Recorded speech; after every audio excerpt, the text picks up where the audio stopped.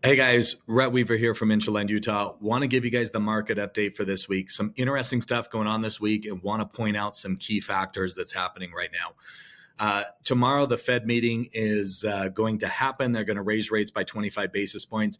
Keep in mind, because I think a lot of people get confused by this, that does not directly affect mortgage rates. So mortgages are always affected by what's going on with inflation. That's why we saw them get over 7% in basically November, and now they're down right around 6%. One thing that I thought was very interesting that I wanted to share with you, there's actually two things.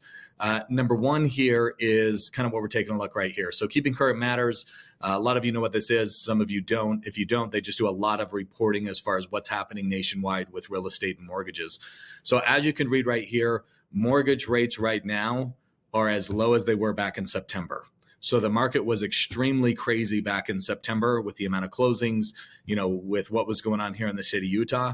And as rates rose basically in October and November, everything really started to cool off. So first off, mortgage rates are at an all-time low here over the last 6 months. And we're only going to see those get a little bit better. So start prepping your buyers. We really got to get out in front of this. We've been talking about this a lot, that interest rates are going to get lower and they'll continue to fall. What I want to go over is another misconception that's kind of going out there in the market right now. This is some news that just basically broke. FHFA came out with kind of their index as far as what home prices are doing throughout really the country. Since June of last year, when everything peaked, we're only down 2.5%. So let me repeat that one more time. Since June of last year, home prices are only down 2.5%. The biggest thing here is inventory. So this is basic economics 101. This is a supply and demand issue. We do not have enough supply for the demand. So as interest rates get lower, the appetite for buyers is going to increase, which only means that homes are going to start rising again. So you got this very short window to go out and purchase something. Here's the factual data that came from FHFA. If we look at the last quarter, here in the state of Utah, you can see right here, we're down about 2.5% in the last quarter. In the last year, we're still up almost 10.5%. Over the last 5 years, we're up 90%. And since 1991, we're almost up 600%. So if we're taking a look at this and we're realizing, hey, when interest rates were at an all-time high, October, November, December, the very last quarter of the month, and we only dropped 2.5%. And now all of a sudden we're at the end of January.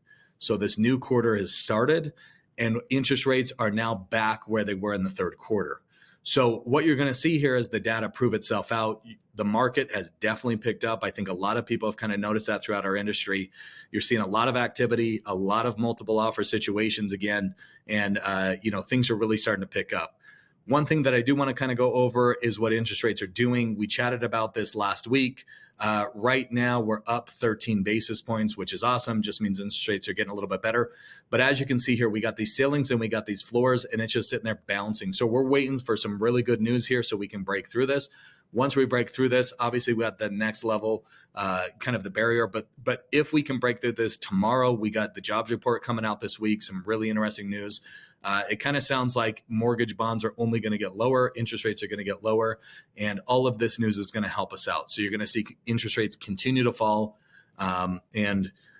Like I said, with the supply and demand issue that we're having right now, really get out in front of this with your buyers and just make sure they understand that they got a short time frame to get seller paid closing costs, get a little bit of a discount on homes.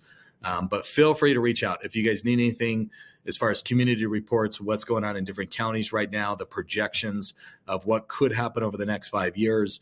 But the big news here is tomorrow we got a Fed report. We're going to watch Powell's comments. Depending on how he talks about inflation, we could see mortgage bonds rallying pretty well tomorrow. So we'll take a look at that. Obviously, May 10th is still the date where everything lines up perfectly for us. And that's going to see our next huge jump in interest rates to get a lot lower.